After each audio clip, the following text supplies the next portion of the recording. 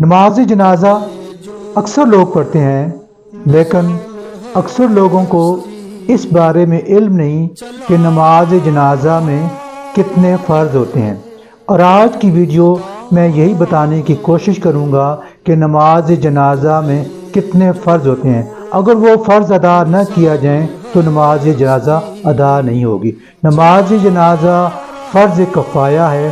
فرض کفایہ اس نماز کو کہتے ہیں جو اگر محلے میں یا کسی قصبے میں کوئی ایک بندہ وہ فرض ادا کر دے تو وہ ذمہ داری سب کی طرف سے ادا ہو جاتی ہے۔ اگر کوئی ایک بندہ بھی ایسا فرض ادا نہ کرے تو ساری بستی سے اس بارے میں پرسش و سوال کیا جائے گا۔ اور نماز جنازہ بھی فرض کفایہ ہے۔ اگر کسی بستے میں کوئی بندہ فوت ہو جائے تو اہل محلہ اہل بستی میں سے کوئی ایک بندہ بھی اس مومن کا جنازہ پڑھ دیتا ہے تو فرض کفایہ کی وجہ سے وہ سب کی طرف سے نماز جنازہ ہو جائے گی۔ اب آتے ہیں نماز جنازہ کے فرائض کی طرف۔ نماز جنازہ میں دو فرض ہیں۔